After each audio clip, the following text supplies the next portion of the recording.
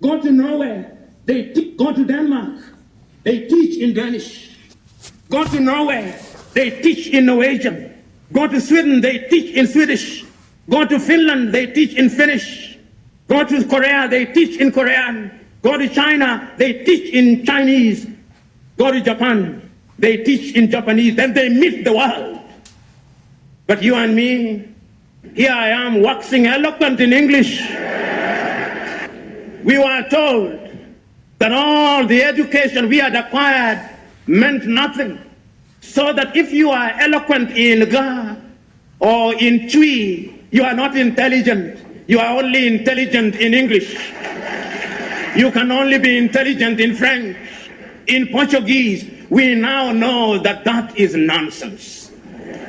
When that great Nigerian musician in the 1980s, fella Nicola Pokuti said, "Teacher, don't teach me nonsense." He meant it. He was reminding us that we must examine our education system. You know, when the British came here and they were establishing schools across Africa, and then when they were establishing Achimota, which is famous for producing great Ghanaians, the intention was to produce young men and women who would support the colonial empire.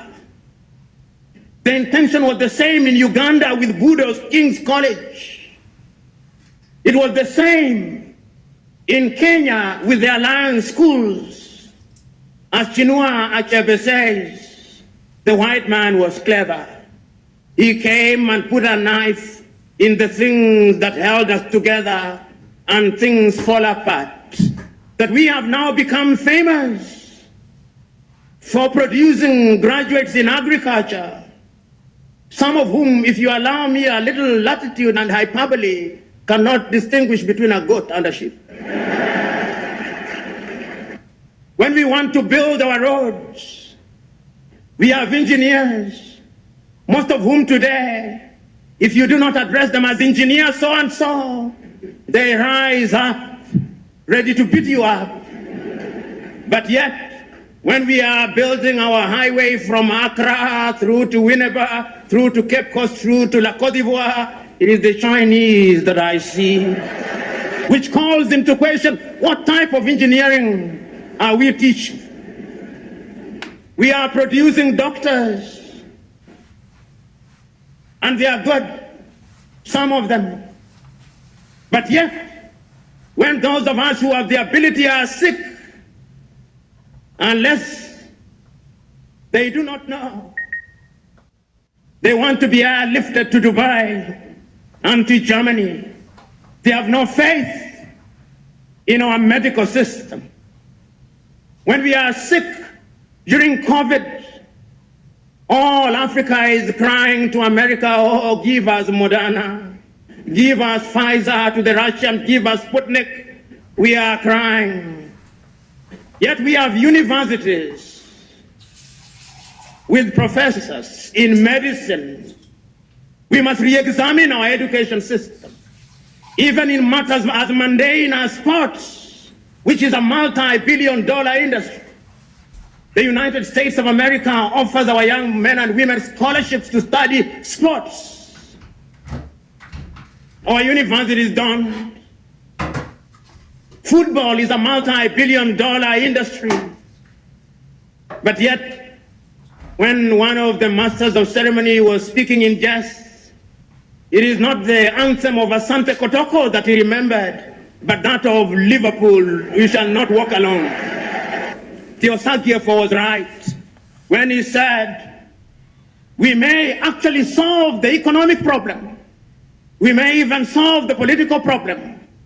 But I dare say that the mental problem which was impacted and makes us feel inferior will take a little longer to solve.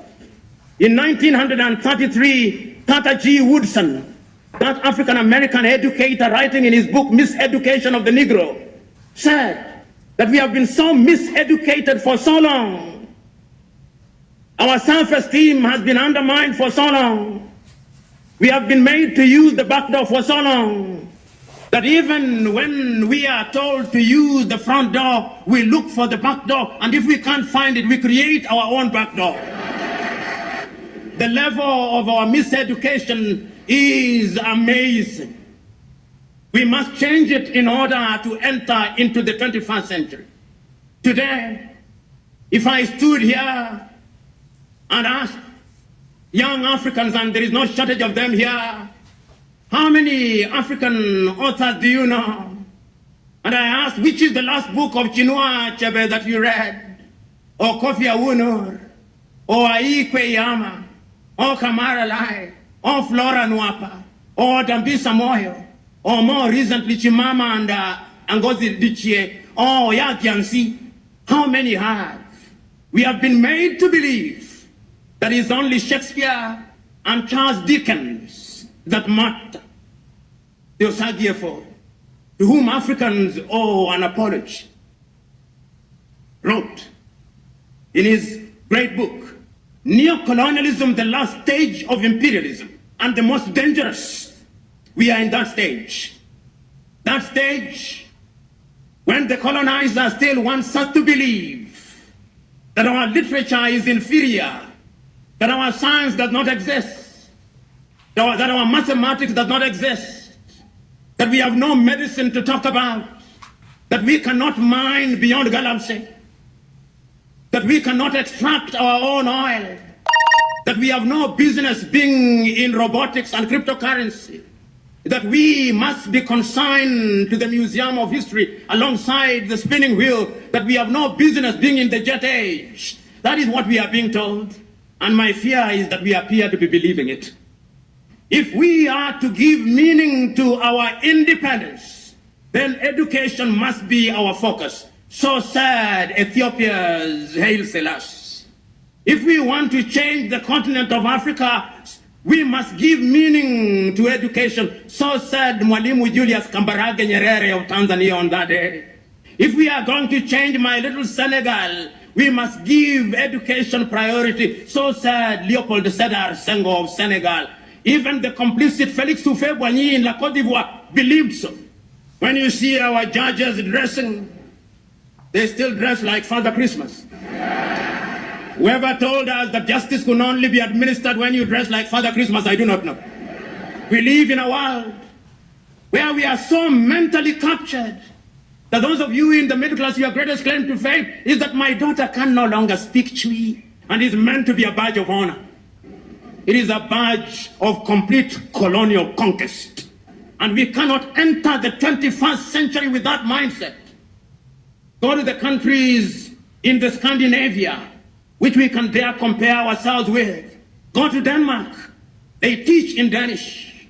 Go to Norway, they teach in Norwegian. Go to Sweden, they teach in Swedish. Go to Finland, they teach in Finnish. Go to Korea, they teach in Korean. Go to China, they teach in Chinese. Go to Japan, they teach in Japanese. Then they meet the world. But you and me, here I am waxing eloquent in English, not in Kiswahili. We must revamp our curriculum. I suspect you are either using Samsung or Huawei. What did China do 30 years ago? They made a decision that we are going to change our education system. And they changed the education system. They engaged in agriculture. They engaged in technology. They engaged in medicine. They engaged in everything. And today, China is the second strongest economy in the world, with a GDP of no less than 19 trillion United States dollars. The time is now for us to change our minds. Today, I'm saying that we cannot remain imprisoned in history and lamentation. That is why it is still true for you Ghanaians. Nkrumah is dead, but Nkrumah never dies.